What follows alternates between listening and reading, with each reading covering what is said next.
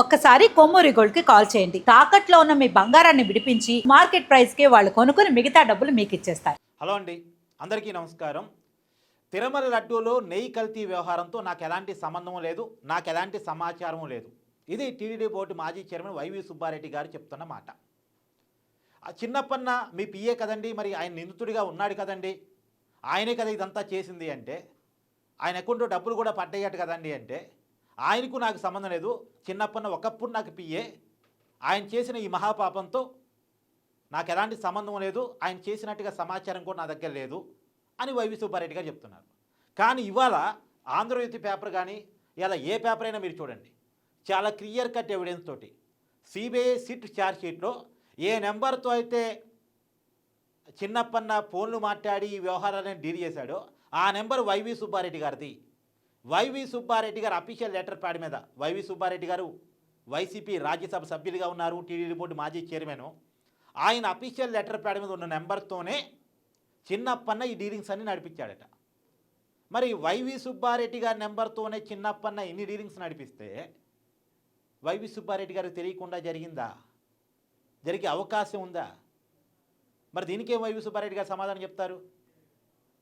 అందుకని రాశారు చూడండి, సుబ్బన్న అప్పన్న ఇద్దరు ఒకటే, ఈ నెంబర్దే ఆయన వాడాడు, సుబ్బారెడ్డి గారి నెంబరే చిన్నప్పన్న వాడాడు, ఆ నెంబర్తోనే డీలింగ్స్ అన్ని నడిచాయి, ఆ నెంబర్తోనే నకిలీ నెయ్యి దందాంతా నడిచింది. సిబిఐ ఛార్జ్ షీట్లో పేర్కొన్న నెంబరు వైవి సుబ్బారెడ్డి గారి లెటర్ ప్యాడ్ మీద ఉన్న నెంబరు ఒకటే, ఆ నెంబర్ కూడా రాశారు. కానీ జర్నలిస్ట్ ఎథిక్స్ ప్రకారం ఆ నెంబర్ మొత్తం నేను చెప్పను, కానీ చివరి 5 నెంబర్లు చెప్తా. 19999. మరి ఇప్పుడు వైవి సుబ్బారెడ్డి గారు ఇంకేం సమాధానం చెప్తారు? ఇంకేం సమాధానం చెప్పగలరు అసలు? ఇది ఇంత లాజిక్స్ కూడా అవసరం లేదండి. ఏదో ఒక లాజిక్గా రాసే ప్రయత్నం రాశారు, కానీ ఇంత లాజిక్స్ కూడా అవసరం లేదండి. సిబిఐ సిట్ ఛార్జ్ షీట్ ప్రకారమే నిబంధనలు మార్చి మరి ఏఆర్ డైరీ టెండర్ చెప్పారు అని సిబిఐ ఛార్జ్ షీట్లో ఉంది కదా. నిబంధనలు మార్చి అంటే ఏ నిబంధనలు మార్చారు? నిబంధనలు మార్చగలిగింది ఎవరు అసలు?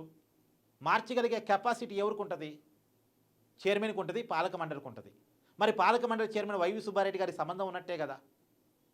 నిబంధనలు మార్చి ఏఆర్ డైరీ టెండర్ చెప్పారంటే అసలు నిబంధనలు ఎందుకు మార్చారు? ఇది అడిగింది ఆ సిట్టు. వైవి సుబ్బారెడ్డి గారు పిలిచి మీరు ఎందుకు నిబంధన మార్చాల్సి వచ్చింది? ఆవు పాలు సేకరణ కెపాసిటీ లేని ఏఆర్ డైరీకి ఎందుకు టెండర్ చెప్పారు? ఆవు పాలు సేకరణ కెపాసిటీ లేనోడు టెండర్ చెప్పడం అంటే కల్తీకి డోలు తెరవటమే కదా. పాల సేకరణ లేనోడు నెయ్యి ఎట్టిస్తాడండి? లాజిక్గా మాట్లాడుకుందాం మనం. పాల సేకరణ లేనివాడు నెయ్యి ఎలా ఇస్తాడని వైవి సుబ్బారెడ్డి గారు భావించి టెండర్ ఏఆర్ డైరీకి చెప్పారు, బోలేబాబా డైరీకి చెప్పారు. అంటే నువ్వు కల్తీ పంపు, నేను ఓకే చేస్తానే కదా. అసలు చిన్నప్పన్న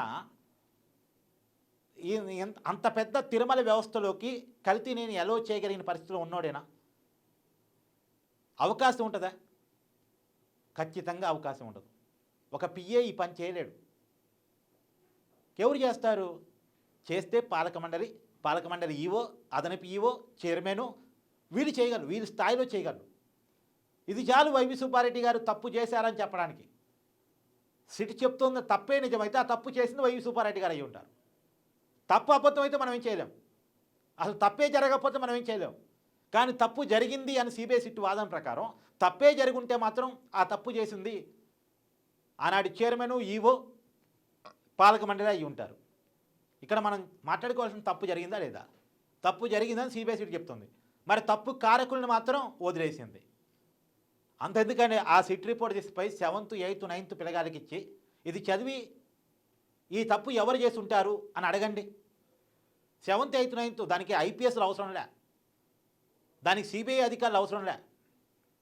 ఆ రిపోర్టు 10వ తరగతి పిల్లగాల కంటే తక్కువ క్లాస్ ఉన్న వాళ్ళకి ఇచ్చి మీరు చదివి దీనికి ఎవరు తప్పు చేసి ఉంటారో చెప్పండి అంటే ఈజీగా చెప్పేస్తారు. ఆ సిబిఐ సిట్ ఛార్జ్ షీట్ పట్టుకపోయి వాళ్ళకి ఇచ్చేస్తే ఇప్పుడు ఎంక్వైరీలు ఇంత అవసరం లేదు అసలు. ఇది దీనికోసం లాజిక్లు ఎత్తుక్కోవాల్సిన అవసరం లే. వైవి సుబ్బారెడ్డి గారికి చిన్నప్పనికి సంబంధం ఉందా? ఆయన నెంబర్ ఈయన వాడా? ఆయన తెలియకుండా ఫోన్ మాట్లాడా? తెలిసే ఫోన్ మాట్లాడా? గోడ పక్క పోయి మాట్లాడా? వెనకాల నుండి మాట్లాడా? గూగుల్ టేక్అవుట్ ఏంటి? లొకేషన్స్ ఏంటి, ఆ ఫోన్ కాల్స్లో జరిగిన సంభాషణలు ఏంటి, ఇంత అవసరం లేదండి అసలు. నిబంధనలు మార్చిన్నాడే, పాల సేకరణ కెపాసిటీ లేని వాడికి టెండర్ ఒప్పజెప్పినాడే. Very clear. నెయ్యి కల్తీకి డోర్ తెరిచేశారు. నెయ్యి కల్తీ కాదు, నకిలీ నెయ్యికి. మళ్ళీ కల్తీ నెయ్యి అంటే ఏముంది, నెయ్యిలో కల్తీ చేయటం నెయ్యి కల్తీ అంటారు. కానీ ఇది నకిలీ నెయ్యి, నెయ్యి కాదు కదా, కెమికల్ పదార్థం కదా. సో మీ అభిప్రాయాన్ని కూడా కామెంట్ రూపంలో తెలియజేయండి. Thank you.